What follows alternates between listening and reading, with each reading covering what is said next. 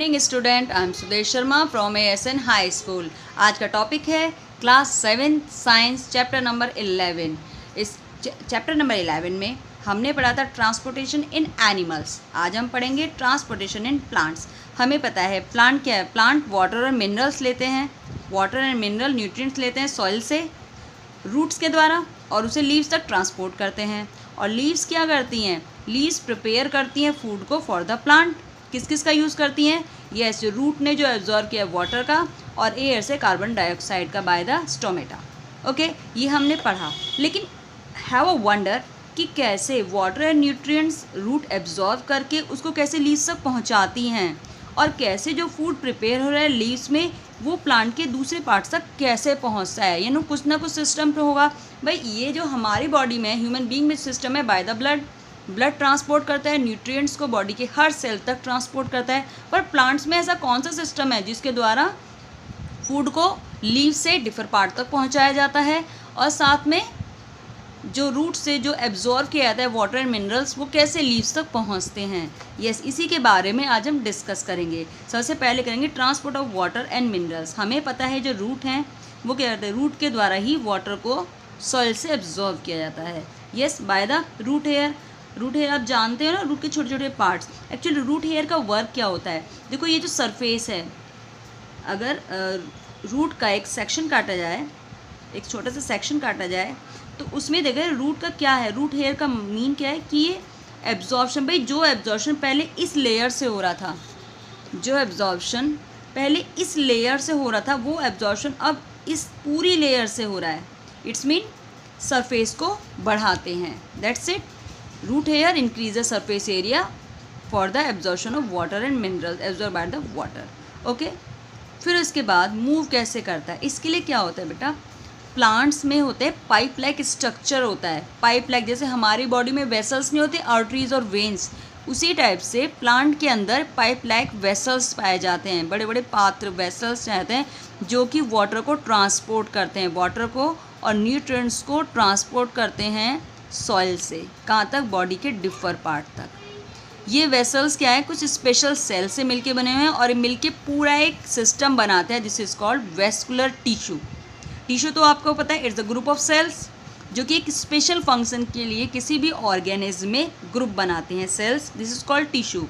इसी टाइप से प्लांट के अंदर वाटर न्यूट्रिएंट्स को ट्रांसपोर्ट करने के लिए पाइप लाइक वेसल्स पाए जाते हैं जिन्हें हम कहते हैं वेस्कुलर टिश्यू। ओके, वो वेस्कुलर टिश्यू जो प्लांट के अंदर वाटर और न्यूट्रिएंट्स को सॉइल से प्लांट के डिफर पार्ट तक ट्रांसपोर्ट करता है उसे हम कहते हैं xylem. ZYLEM, xylem.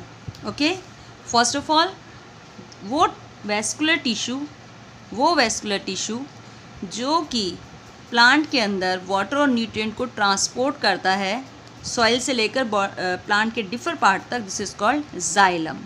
Okay, xylem क्या है? एक कंटिन्यूस चैनल है, एक पूरा सिस्टम है जो कनेक्ट, जो रूट्स को लीव से कनेक्ट करता है थ्रू द स्टेम से होते हुए। जैसे स्टार्टिंग में अगर हम देखते हैं रूट है, ये रूट है और ये पूरा प्लांट है, तो इस टाइप से ये जो वेसल्स होते हैं इस रूट से लेकर प्लांट की डिफर पार्ट तक फैले होते हैं। अंदर ही अंदर एक चैनल बना के पाइप लाइक स्ट्रक्चर बना के रखते हैं जिससे धीरे धीरे वाटर क्या है, धीरे धीरे रूट से लेकर प्लांट के डिफर पार्ट तक पहुंचता है।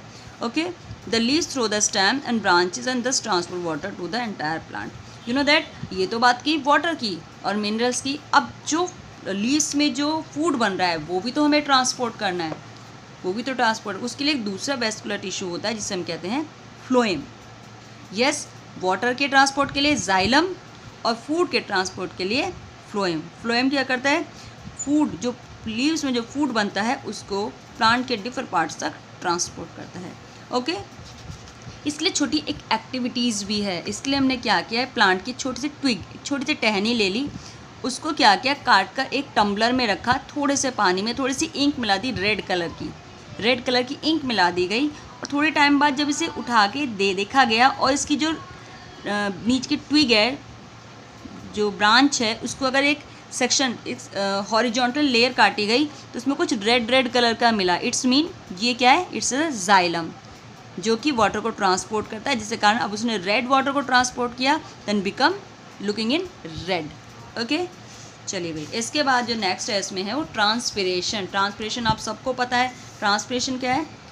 द वाटर, यस, जो वाटर है किसके द्वारा? लीव्स के द्वारा। लीव के द्वारा कहाँ पर जा रहा है? वाटर वेपर्स में चेंज हो जाता है bye the stomata, this is called transpiration. Yes, plant क्या करता है? एब्जॉर्ब करते हैं न्यूट्रिएंट्स को, वाटर को, लेकिन सारा का सारा वाटर तो यूज़ नहीं कर रहा ना। एक्चुअली वो क्या करते हैं? एवापोरेट कर देते हैं उस पानी को। जो यूटिलाइज जो वाटर है वो तो, जो वाटर यूज़ करना है वो तो उसने कर लिया, लेकिन जो बचा हुआ है एक्सेस वाटर वो क्या करता है? एवापोरेट करता है स्टोमेटा के द्वारा, जो कि लीव्स के सरफेस पे पाए जाते हैं बाय द ट्रांसपिरेशन। एक्चुअली क्या है ना, जो वाटर, जो किसी भी प्लांट में जो वाटर जिस लेंथ से ऊपर चढ़ता है उसका कारण भी क्या है? एवापोरेशन है। कैसे भाई? देखो, लाइक हमने कभी जब जूस पीते हैं ना, तो हम एक पाइप यूज़ करते हैं। जब पाइप के अंदर से हम हवा खींचते हैं तभी तो जूस उसमें ऊपर की ओर बढ़ता है। सेम ऐसे ही होता है। जैसे वाटर है प्लांट के अंदर, जैसे ये प्लांट की स्टेम है, ठीक है, इसमें नीचे रूट्स है, इसमें कहते हैं स्टेम में धीरे धीरे एवापोरेट जब वाटर होगा तो उसमें वैक्यूम बन जाता है। जैसे कि हम पाइप में करते हैं ना, पाइप से हम जूस पीते हैं, उसी टाइप से वैक्यूम बन जाता है। उसी वैक्यूम को फिल करने के लिए फिर वाटर धीरे धीरे ऊपर की ओर खिंचता है।